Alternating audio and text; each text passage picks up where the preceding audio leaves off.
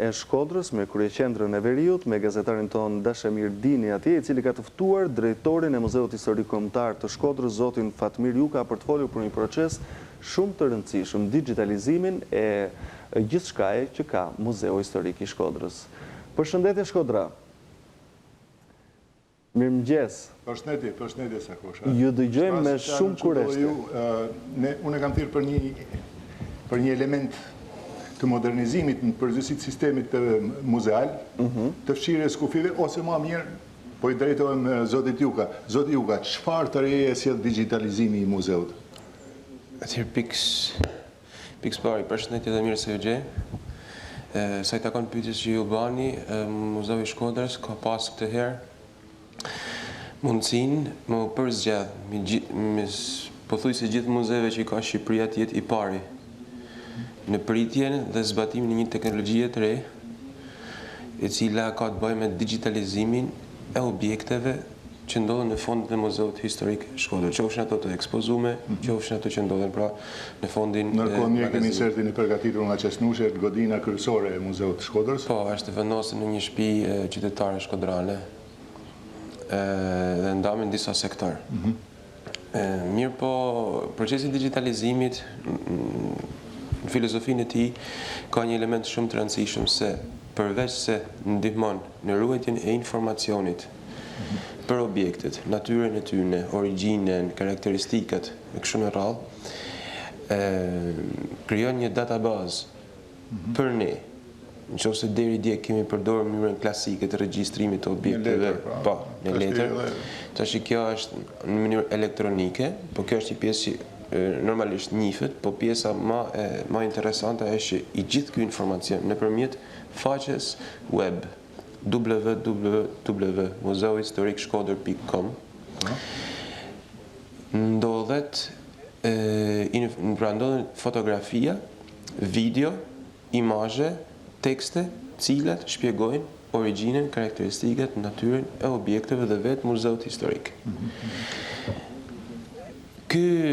Ky projekt është bërë mujtur nëpërmjet programit IBB, është një projekt interrajonal, ku ka bashkëpunuar qeveria shqiptare, konkretisht Ministria e Inovacionit, Bashkia e Shkodër, Muzeu, po është një projekt interreg, I cili një ndër pikat e projektit ka qenë digitalizimi I muzeut, pjesa tjetër I takon një marrëdhënie ndër dy shtetërore mes Shqipërisë dhe Malit Zi për me përfshi në valët e internetit zonën e Bjeshkëve të Nambura. Po kjo është një pjesë tjetër e diskutimit dhe me që rast për me cilësu cila punë është bërë tek muzeu jonë, duhet me përmend, normalisht duhet me përmend njerëzit sepse kanë bërë punën. Unë do përmend një kolegun tim zotin Ndriçim Lika dhe zonjën Ilda Mara, e cila është udhëheqëse e shoqatës Argjiro, që ka qenë koordinatori I këtij projekti. Fondet nga vinë nga Bashkimi Evropian. Muzeu ka qenë vetëm përfitues I kësaj risie, po normalisht ka furnizuar me informacion. Për punën e kolegut, ndoshta punën time personale dhe ati stafi që I ka punu për me sjell informacionin. Mirë po, ku qëndron e mira dhe pjesa shumë interesante e këtij momenti, është sepse përveç se mjetet e internetit, komunikimet nëpërmjet rrjeteve sociale janë bërë kaq familjare në jetën tonë, ne nëpërmjet telefonave që përdorin rëndom, mund të kemi akses në informacionet kulturore. Mund të kemi informacion. Ky moment është një demonstrimi. Kjo është demonstrimi. Kjo është pajisja kioska që quhet, kioska digjitale, ajo është sikur të kishim një iPad të madh në dorë dhe është dy gjuhësh, shqip dhe anglisht. Dhe është ndame sipas direktorive në artizanate, zeje artizanate pak a shumë, është një gjë, kostumografi, shtëpia, ka shumë elemente. E gjitha kjo është e shoqënuar edhe me një audioguid. Audioguida, po flas pak më vonë për audioguidin, po mbetem tek digitalizimi, I cili është një proces që ka filluar me 1200 objekte, do përfundojnë pasi të kenë marrë gjithë objektet e tjera që kanë për të digitalizuar, sepse bëhet fjalë për mira dhe mira, nuk janë pak. janë nga ato që janë më të imit deri te ato që janë më të Ashtu edhe në aspektin dokumentar, domethënë të dokumentacionit, a do të përfshirë dokumentacionin digitalizimi Në të ardhmen absolutisht po. Absolutisht po, sepse muzeu është shumë dimensional, po këto janë pamje nga procesi se si funksionon pajisja. Ajo është dhe aksesueshme dhe nga vizitorë që vinë aty në vend, plus në të ka dhe faqen internetit, plus që nëpërmjet internetit ju më të keni akses, qoftë si vizitor, qoftë si studius, kërkues shkencor. Domethënë do të mund të përdoret edhe nga personat jashtëm. Nga personat jashtëm. Domethënë fut një rrjet global, do thoya. Është në rrjet global. Është në rrjet. Domethënë studiuset mund shfrytëzojnë materiale nga kjo. Absolutisht po. Domethënë kurse në kohën, kurse në rrugën, diskutohet që aty nuk është një informacion 100% për çdo gjë, sepse edhe normat e sigurisë dhe normat e interesit të pashpallur komplet duhet të mbeten gjithmonë në muzeut, sepse kontakti njeriut me njeriu pastaj është diçka tjetër kur vjen puna për me zhvillu një temë ose me bë një kërkim me objektin e gjëra të tjera. Po ky është një koncept që shkon përshtat filozofisë muzeut për tejmureve. Pra domethënë po, një moment tjetër interesant është edhe futja e internetit në zonën e bjeshkëve të namuna. Po. Marrëveshje që firmosen mes tyre Ministri i Inovacionit dhe të Shqipërisë dhe Malizit. Po, ku konsiston ky projekt? Pak a shumë, domethënë. Me sa kam unë ndjeni, sepse ne ky pas kohën e mjaftueshme dhe të plot u marrëm atë pjesë në takon të ne. Po është një projekt i cili konsiston në shkrirjen tyne barrierave. Shohim pikërisht në momente është firmosja e marrëveshjes, po. Barrierave kufitare, në kuptimin konceptual e kisha fjalën, e kufizimit të shërbimeve. Në kufizimin të shërbimeve sa i takon në fushën e aksesit në internet. Turistik. Po, që i shërben turizmit, i shërben njohjes më të shpejt, shkëmbime më të shpejt atë informacionit dhe i formir kontrollin e një zone gjeografike me relief ashpër. Po, sigurisht, turizmin malor. Turizmin malor, normalisht. Me gjithë resurset e tij. Po. Faktikisht, domethënë ka pjesën e vetë edhe muzeu. Ju do të përgatiteni në aspektin muzeal. Domethënë muzeet do të transferohen pranë këtyre qendrave për pjesën e tyre, artefaktet? Jo. Apo do të meten këtu në Muzeu i Shkodër? Shkodrës për momentin është muze historik rajonal. Po. Nuk e ka këtë fjalë rajonal, nuk e ka si status. Nuk mund të ketë një filial në pjesën e bjeshkëve të namuna, si mbështet kulturën vendase, historinë vendase. Atje mund të ketë ose godina që i kanë funksionu para disa kohësh në këtë lloj mënyre, ose duhet përshtaten godinat e tilla për të funksionuar në këtë lloj mënyre, pra që të japin mundësinë për me tregu më prej afër vlerat dhe sidosh rëndësinë. Edhe përjetimi përafërsisht, domethënë i ambientit historik të kohës, me shtëpia traditës, me arretime tradicionale më radhë. Absolutisht pa. Unë falenderoj shumë që ishit në studio, falenderoj për gjithë informacionin, ju uroj suksese, mbarësi. Edhe ju në punën tuaj. Faleminderit. Ju falenderoj për lidhjen dhe qendra. Po, faleminderit dhe juve për këtë intervistë dhe sukseset më të tejshme në të gjithë procesin kaq të veçantë të digitalizimit. Mirë, faleminderit. Ishim pranë të dashur miq në lidhje të drejtë për drejtë me redaksinë e Radio Televizionit Shqiptar në qytetin e Shkodrës, ku gazetari ynë Dashamir Dini intervistoi drejtorin e Muzeut Historik të këtij qyteti, pra zotin Fatmir Juka. Pas pak me mua në studio do të jetë i ftuar studiuesi Behar Gjoka, sepse sot të dashur miq, si çdo 23 prill, festohet dita e librit, por njëkohësisht dhe dita e të drejtave të autorit për sa i përket pra letërsisë. Do të kuptojmë më shumë në një bisedë të drejtë për drejtë pas pak, por si çdo të ente është momenti së pari të kuptojmë për gjuhën shqipe diçka më tepër dhe sidomos në lidhur me traditën shkrimore të gjuhës sonë të dashur. Oral Dalahe, gazetarja jon, ka intervistuar akademikun Kopi Kyçiku.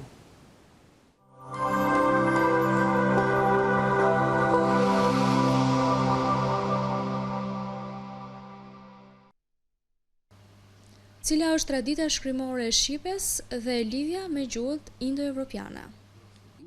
Gjuha shqipe ka filluar të shkruhet relativisht vonë.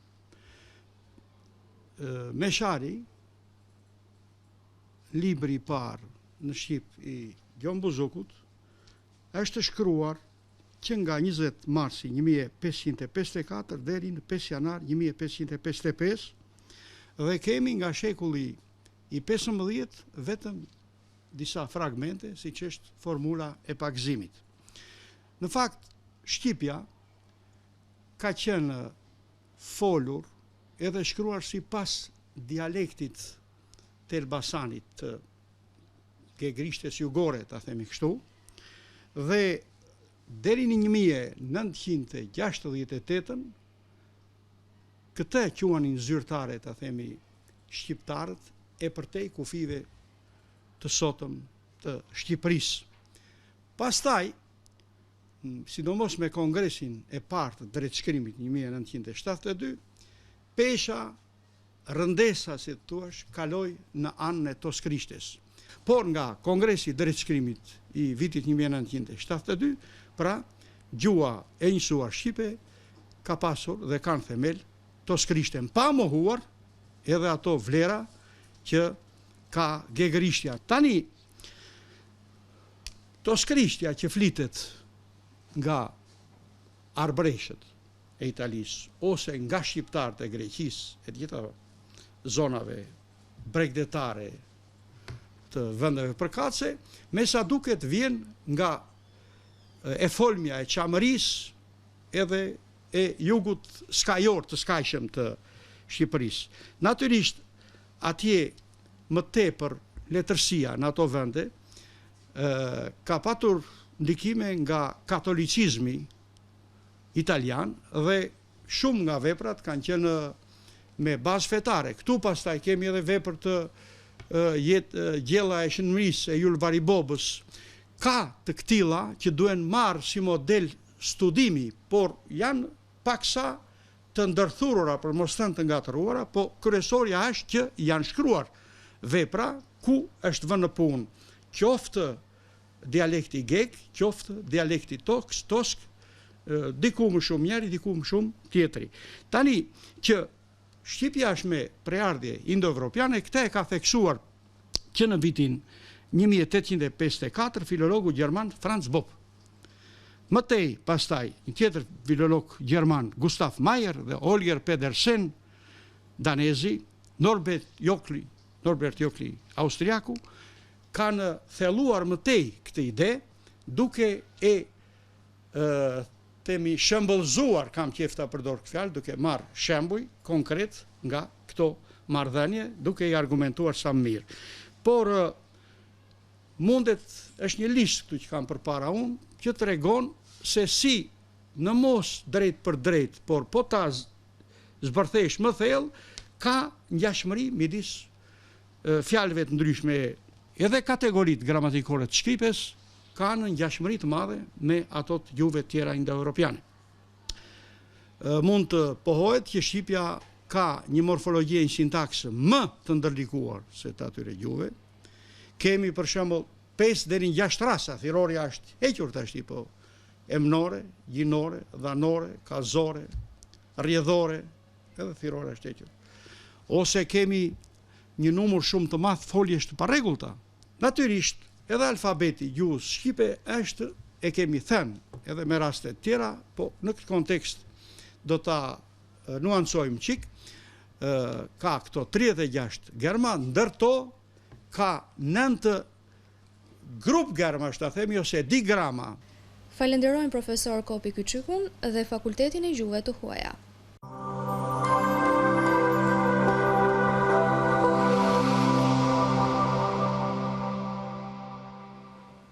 Falenderoj gazetarin tonë Oralde Lahe, por dhe akademikun Kopi Kyçyku, që i bashkohet formatit mirë se vjen çdo të jente për të na dhënë këshilla mjaft të vlefshme për ta njohur, për ta kuptuar dhe për ta folur sa më saktë gjuhën tonë shqipe.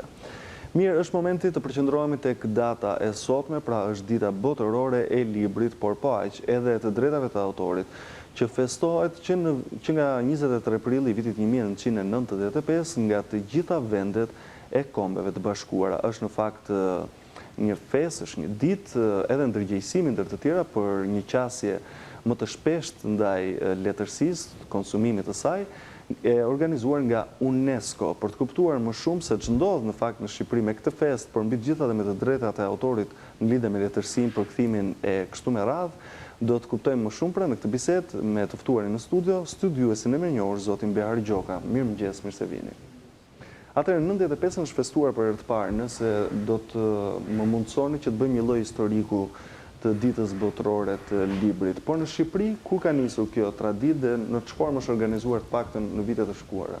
Tani që në momentin e parë që UNESCO u shpreh për këtë akt, do të thosha, për kujdesës ndaj letërsisë, ndaj të drejtës autorit, ndaj aktit të leximit si proces kulturimi, edhe këtej unë ndje ajo situata, po unë me sa kujtoj, mbas 99-s ka pat një përpjekje për ta kthyer në një festë kombëtare promovues dhe kombëtar. Dhe pastaj ka disa vite që është bërë pak a shumë si rregull, që në mjedise të caktuara të botimeve, të shtëpive botuese, të universiteteve, të mjediseve që merren me letërsinë, që kanë në qendër librin, të ketë, do të thosha, një përkujtim dhe natyrisht edhe një debat mbi problematikat e mprekta që ka letërsia, që ka ekzistenca e librit, që ka ekzistenca e autorit dhe të drejtës. Në këtë kuptim unë do të thoya që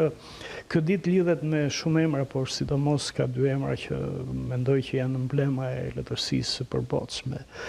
Lidhet me ikjen nga jetat Cervantesit dhe të Shakespeare-it, secili prej tyre nuk do të doja të zgjatesha, por Don Quixote i Mances vazhdon të jetë romani më i lexuar, duke qenë më i lexuar, romani edhe më i realizuar në kuptimin estetik.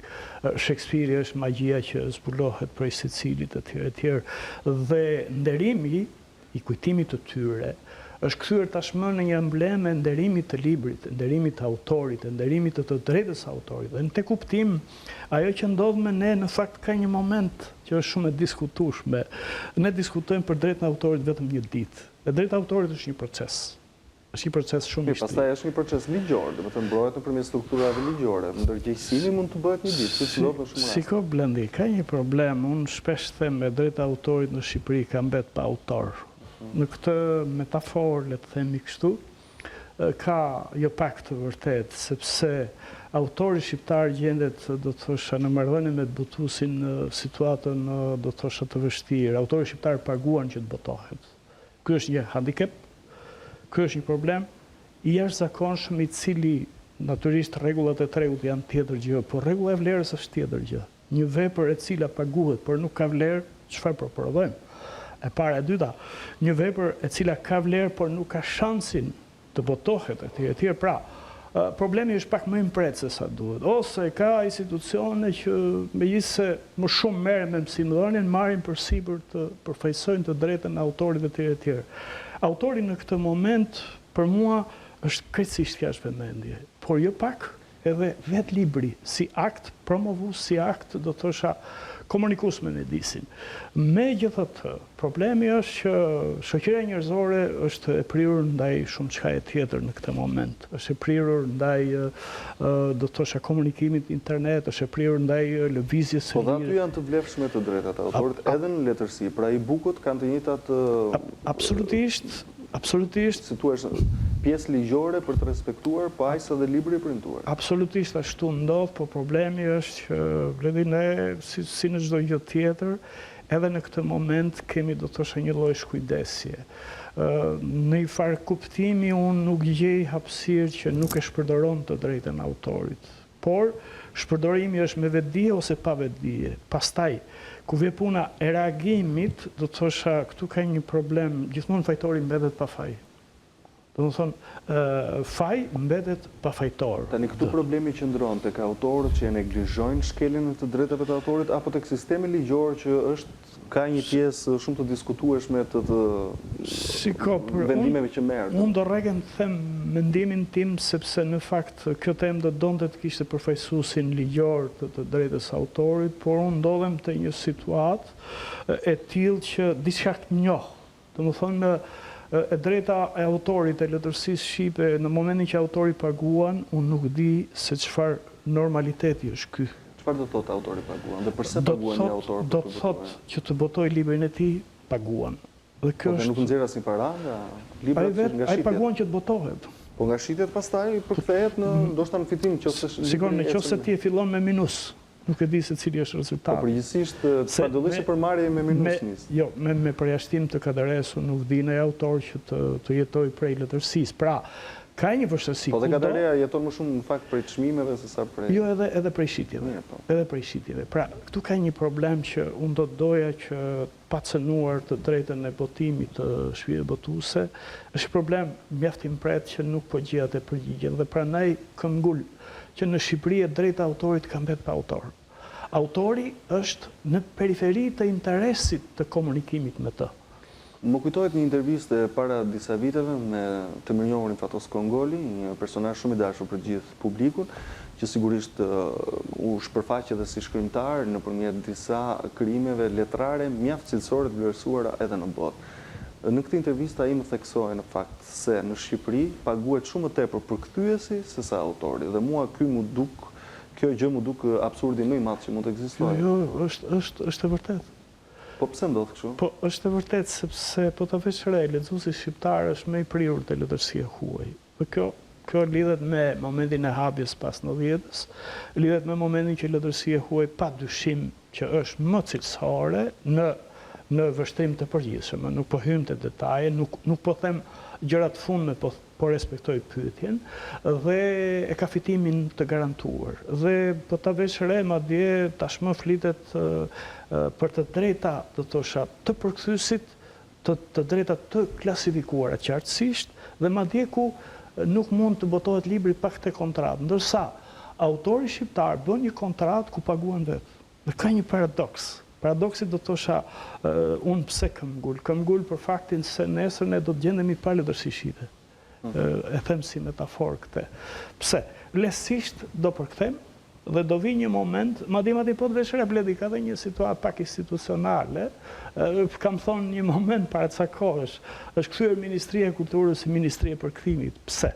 Projektet shumica janë për përkthim.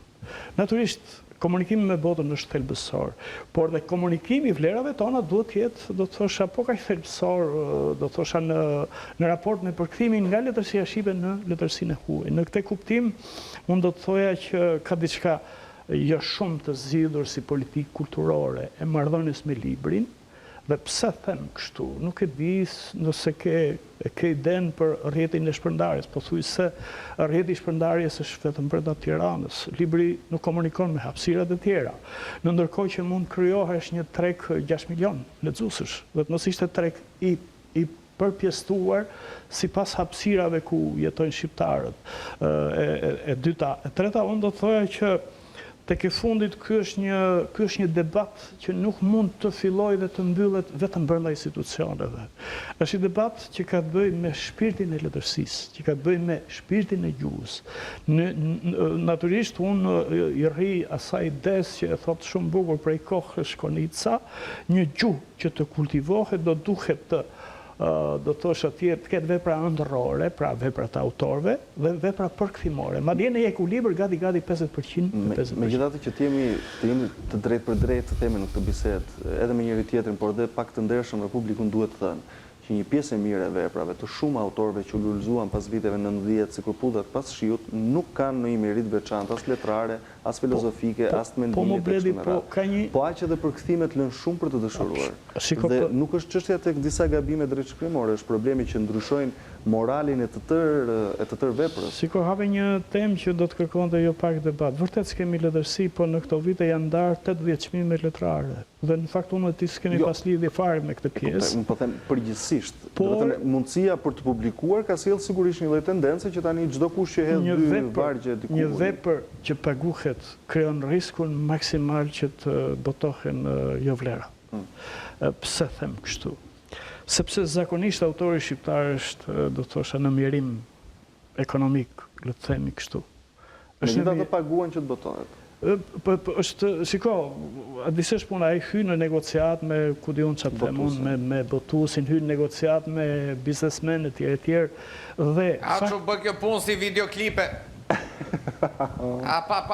Është Gjasullë Kapetani famshëm që ndërhyn ndonjëherë kështu në bisedë, na më trembe dhe mua që jam mësuar me të jam mësuar. Më falni. Po kam dhe unë të drejtën time si autori vetes time. Në çdo moment.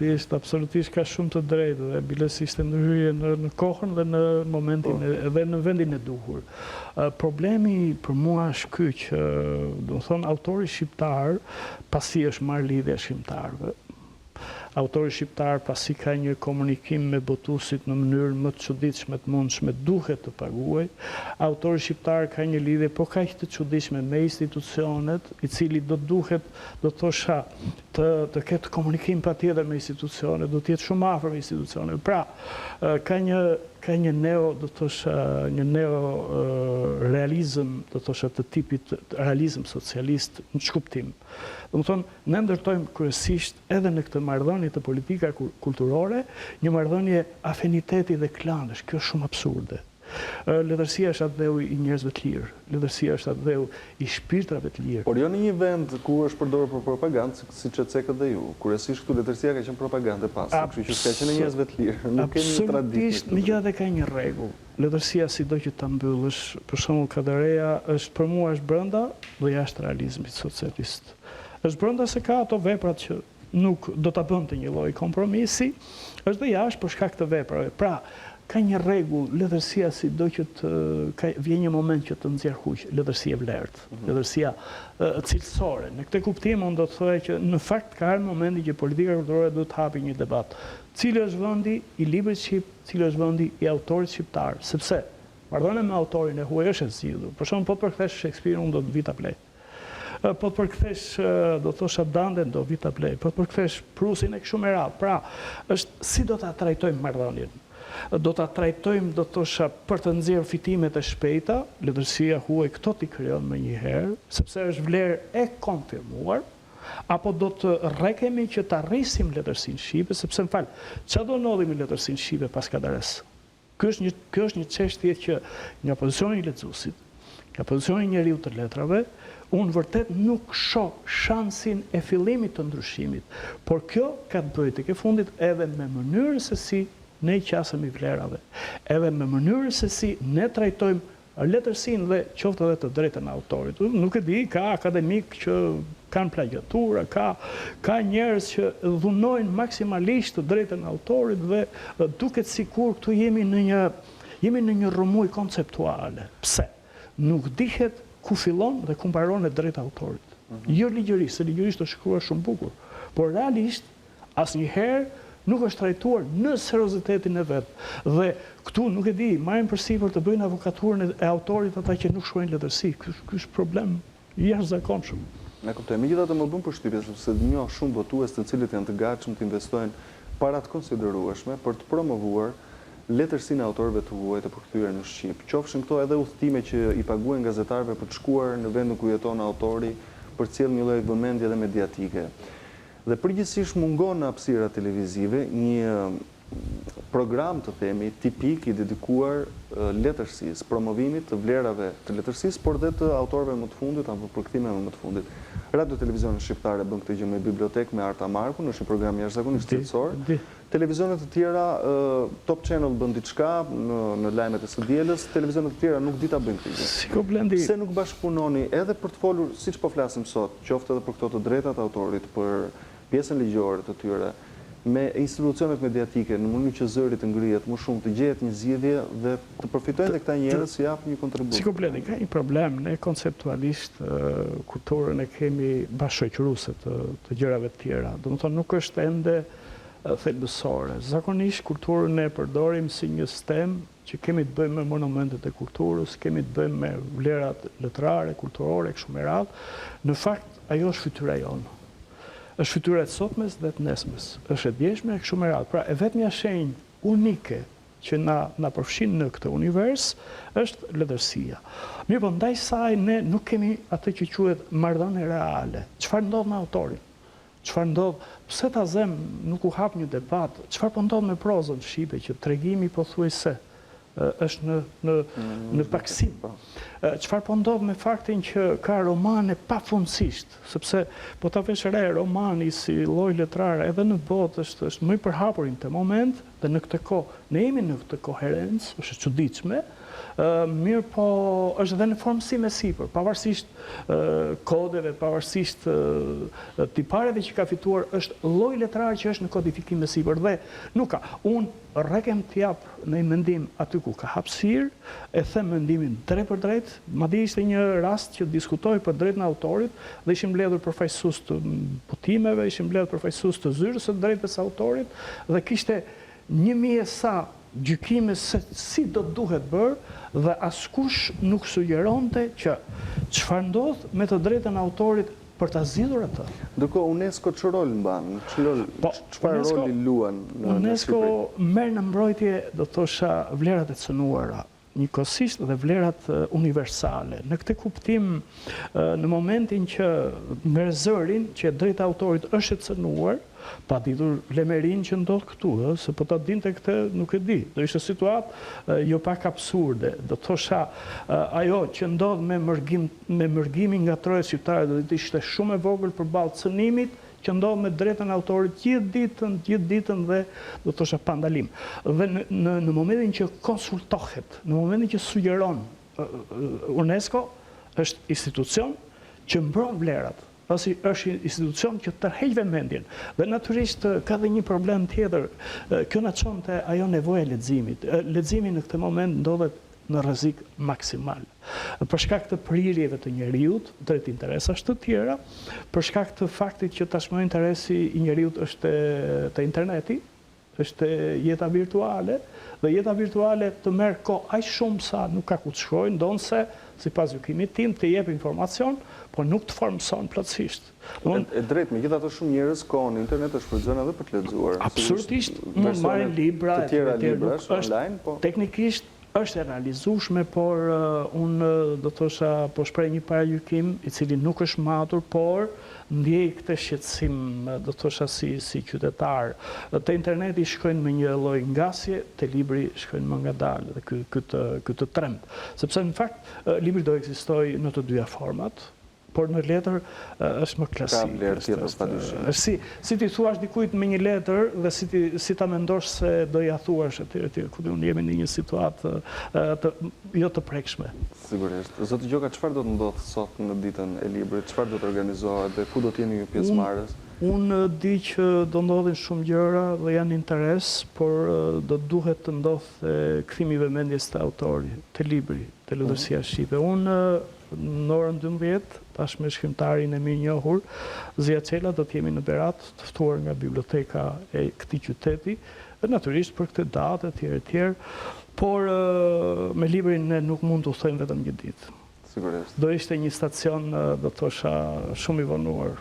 Madje pa ardhur te 23 prilli ne do kalonim me një herë te 24. Pra, le t'i kushtojmë edhe ca ditë më shumë, sepse zbukurojmë shpirtin, sepse zbukurojmë të nesërmen, sepse japim shans që të dalim nga moçalishtja e përditshmërisë etj.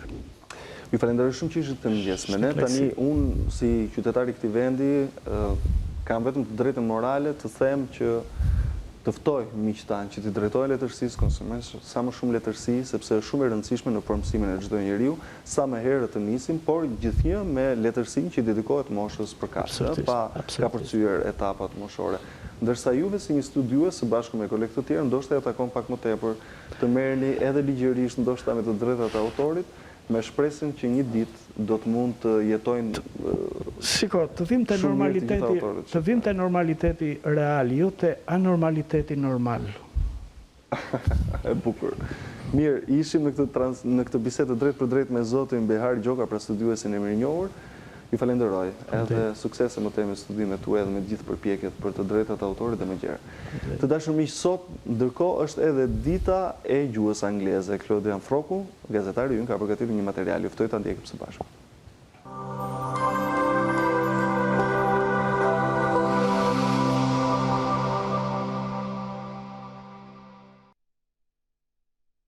Gjua angleze apo anglishtja është gjua e përmasave botërore dhe gjua dominuese në Britaninë e Madhe, Shtetet e Bashkuara, Kanada, Irlandë, Australi, Zelandë e Re dhe një numër vendesh të tjera. Përgjithsisht përdoret si gjuhë e dytë dhe si gjuhë zyrtare shumë vende të botës. Është gjua që mësohet dhe kuptohet më së shumti në botë. Shpesh e njohim me epitetin gjua e tregtisë, arsimit, shkencës dhe diplomacisë. Anglishtja i takon familjes së gjuhëve indo-europiane dhe degës së gjuhëve gjermanike. Rrjedh nga gjua e vjetër e anglosaksonëve, pararësve të anglezëve, që u dyndën në gatishtullin e Ballkanit në mesjetën e hershme. Rritja e personave që flasin gjuhën angleze në vendin tonë është në rritje. Kjo tregon rëndësinë e anglishtës, si një gjuhë me përmasa globale dhe që luan një rol mjaft të madh në tregun e punës. Në një intervistë me drejtoreshën e qendrës së kurseve Lincoln, Aida Repishti, na tregon rëndësinë që ka kjo gjuhë dhe dëshirën e shqiptarëve për ta mësuar këtë gjuhë, dhe si e quan ajo, gjua që të hap dyert. Në ditën ndërkombëtare të gjuhës angleze, duam të dim sa është interesi i shqiptarëve për ta mësuar këtë gjuhë dhe sa kanë ata dëshirë për ta mësuar këtë gjuhë. Po, tani të gjithë e dim që anglishtja është një gjuhë e përmasave botërore dhe është një gjuhë që flitet për ditë më shumë në botë. Disa thonë e flasin 1 miliard, disa 2 miliard, por sigurisht që çdo ditë rritet numri atyre që komunikojnë edhe që e mësojnë anglishten. Dhe Lincolni prandaj ka qenë këtu. Qysh në fillimet tona në 97-ën kur hapëm Lincolnin, menduam që t'u vinim shqiptarëve me në ndihmë për t'u dhënë një gjuhë që do të ishte një armë për ata për të çarë ekonominë e tregut që sapo kishte filluar në atë kohë në Shqipëri. Dhe ndoshta ishim nga qendrat e para fare private që e filluam. Si është rritur interesi? Unë mund të them qysh në fillimet tona pam një interes shpërthyer në dyert tona duke ardhur njerëz që ishin intelektual, mësues, deri nga fshati vinin, mosha nga më të ndryshme, të gjithë donin të mësonin anglishten. Si ka ndryshuar në gjithë këto vite, them që sigurisht që interesi është rritur, por tashmë kërkojnë që të mësojnë nivele të tjera të gjuhës. Sigurisht ta perfeksionojnë gjuhën, sepse janë rritur dhe mundësitë se si ta përdorësh gjuhën angleze sot në botë. Dhe përveç faktit që ata domethënë shqiptarët po përpiqen ta përmirësojnë çdo ditë gjuhën, kanë filluar dhe ta mësojnë dhe në mosha më të vogla. Në Lincoln edhe 4 vjeçarët kanë filluar të mësojnë anglisht, kështu që shikojmë vërtet një rritje të kërkesës. Në qendrën Lincoln bëhen edhe gjuhë të tjera, mësohen edhe gjuhë të tjera. Duket sikur interesi më i madh është për anglishtin apo edhe për të gjuhë të tjera bëhet të njëjti interes. Sigurisht që në qendrën Lincoln mësohen gjuhë të ndryshme përveç gjuhës angleze. Janë shumë gjuhë europiane që ne japim këtu në qendrën Lincoln, bile edhe gjuha shqipe mësohet këtu nga tuajt. Por, sikur se thash, gjuha angleze është ajo që të hap dyert. Të hap dyert kudo. Do të thoja për arsimin, do më thënë kushdo që do studioj jashtë, vetëm Amerika sa ka shqiptar dhe njerëz që mësojnë në universitetet amerikane. Është gjuha e biznesit. Në qoftë se do të komunikosh sot në gjuhën e biznesit, mund të komunikosh vetëm anglisht. Prandaj duke ditur mirë anglishten, ti sot komunikon nëpërmjet emailit, nëpërmjet memove, nëpërmjet konferencave dhe komunikohet anglisht jo vetëm me New Yorkun apo me Londron, po dhe nëse ti do bësh biznes me Shangajin, me Tokion, me kudo në botë, me Tiranën. Ju si e klasifikoni gjuhën angleze për të mësuar? Doni të thoni sa e vështirë është? Shiko, unë të thoja që asgjë nuk bëhet pa punë. Në qoftë se do të mësosh gjuhën angleze, në radhë parë ti duhet të kesh synimin se përse do ta mësosh gjuhën. Dhe pastaj duhet që të përcaktosh kohën që do t'i vësh në dispozicion kësaj gjuhë për ta mësuar. Nuk është e vështirë në krahasim me gjuhë tjera sepse gramatika është e thjeshtë, por që do kohë, do vullnet dhe do një pikë synim të caktuar. Ju falenderoj shumë për këtë opinion dhe këtë intervistë që na kushtuat kohë. Ishte kënaqësia ime. Faleminderit ju.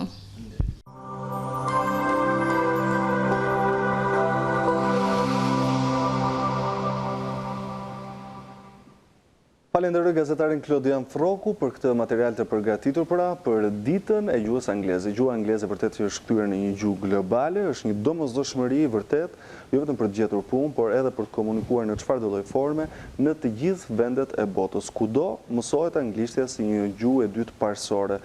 Sigurisht që për kulturën gjithë secili mund të zgjedhë të mësojë edhe gjuhë të tjera, sepse ato përcjellin edhe një lloj filozofie sipas vendit përkatës, por po aq edhe një lloj kulture, dhe sa më shumë gjuhë të dim aq më mirë. Është ja për shembull Xhasule është poliglot. Flet kështu lloj edhe dialekte si herë. Po kur e the. Era parë që dhe një të vërtetë të madhe. Po, për ty gjithmonë të vërtetat i them të mëdha, po jo të gjitha të pëlqejnë, e kupton? E marr vesh, Tani jam te ekrani me prekje. Që unë kam shumë qejf se më duket kështu si iPhone i madh, ta kisha për shumë telefonin kaq bëj shaka. Jam te faqja Mirë se vjen RTS të dashur, që është faqja zyrtare, kanali zyrtar i programit ton në YouTube, ku ju mund të shihni pjesën e dytë të programit, ku ne trajtojmë tema shumë interesante që na përkasin gjithëve, për të kuptuar më shumë dhe për të rikthyer të gjitha udhësimet të tyre me të ftuarit tan. Ju mjafton të hyni pra në Mirë se vjen RTS në YouTube dhe ja të keni të gjitha të renditura sipas datave dhe temave përkatëse. Zgjidhni gjithë farsoj teme që ju intereson, për shembull unë po zgjedh një ditë saktësisht datën 6 prill, dhe mund t'i shihni dhe t'i rishihni gjatë gjithë kohës për të kuptuar më shumë mbi gjithçka që neve trajtojmë në program. Mirë, do të flasim tani për një ngjarje të madhe koncertore që do të ndodhë sonte Xhasule. Orkestra Simfonike e Radio Televizionit Shqiptar ka ditë që po bën prova të vazhdueshme për të sjellë pjesë vërtet cilësore, siç bën çdo muaj pra në skenën e sallës qendrore të Akademisë së Arteve ose Universiteti i Arteve, siç e njohim tani. Klodian Froku ka qenë dje gjatë provave dhe ka intervistuar protagonistët kryesorë për të kuptuar më shumë se cilat do të jenë edhe pjesët që do të interpretohen sonte. E ndjekim bashkë. Ndërkohë që dhe përshëndetemi këtu, do të shihemi nesër në orën 7. Ju dëshiroj një ditë bukur.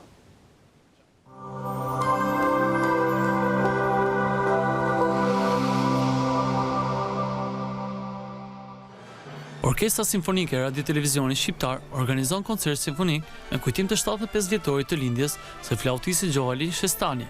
Koncerti vjen në ndërtimin e dirigjentit Jetmir Barbullushi, me 2 vepra premier, Detleva Katroshit, si edhe Shpëtim Kushtës, me motive popullore të këngëve shkodrane.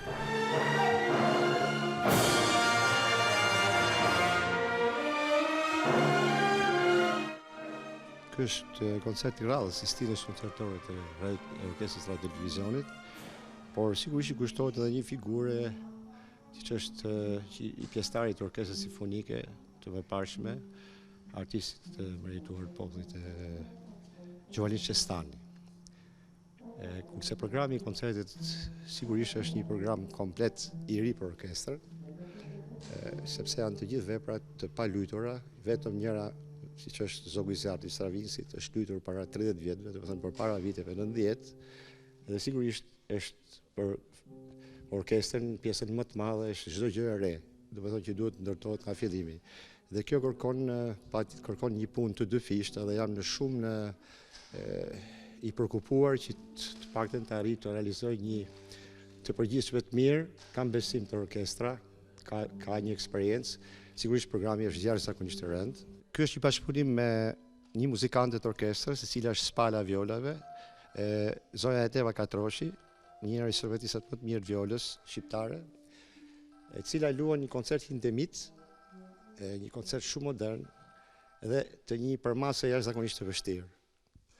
Sigurisht luhet për herë të parë, është çdo gjë premier, puna është mjaft e madhe, besoj ta realizojmë me sukses. Në këtë përvjetor, Orkestra e Radio Televizionit Shqiptar vjen me 2 vepra premier, njëra për të cilës është koncerti për viol dhe orkestër e kompozitorit Paul Hindemith, e cila do të ekzekutohet nga unë. Do të luhet për të parë në Shqipëri, një vepër pak e vështirë, por që me ndihmën e dirigjentit, kolegëve, shpresoj që të dalë mirë dhe të pëlqet nga publiku. Me sa di unë, vepra e dytë është po premier, Stravinski, suite për orkestrën simfonike, e cila do të ekzekutohet po nga kjo orkestër, pjesës së cilës jam dhe unë. Orkestra e televizionit shqiptar sjell 3 vepra. 2 vepra janë të kompozitorëve të mëdhenj, Stravinski, Indemit, që janë vepra fondamentale, vepra të shekullit të 20. Stravinski është ai që është, një kompozitor i madh, botror, dhe Indemit sjell në krimtari një vepër time, një suite simfonike me temat Shkodrës. Si ka qenë bashkëpunimi me orkestrën? Po sigurisht, bashkëpunimi me orkestrën im është gati 50 vjeçar. Është një periudhë që në vitet 60, vitet 70, vitet 80, 90, do të thënë janë 40-50 vjet që kemi nisur që me Ferdinand Deden e respektuar, sepse kjo vepër para 40 vjetëve është interpretuar pikërisht me të respektuarin, me të shuarin, dirigentin Ferdinand Deda. Edhe këtë u thoshe edhe orkestrantëve tani që më uruan për veprën dhe u thash është dhe kontributi e Ferdinand Dedës që kemi bashkëpunuar shumë për të 3 suitat edhe për të vepërt me motive të folklorit të Shkodrës. Kështu që unë një pjesë të suksesit të kësaj vepre me një mirënjohje pafund ja kushtoj dhe të respektuarit, të dirigentit dhe kompozitorit Ferdinand Deda. Një talent i papërshtatshëm. Drejtori artistik i koncertit David Tukiqi. Për të gjithë ata që duan ta ndjekin, koncerti do jetë në sallën e Universitetit të Arteve, do jetë 23 prill ora 19.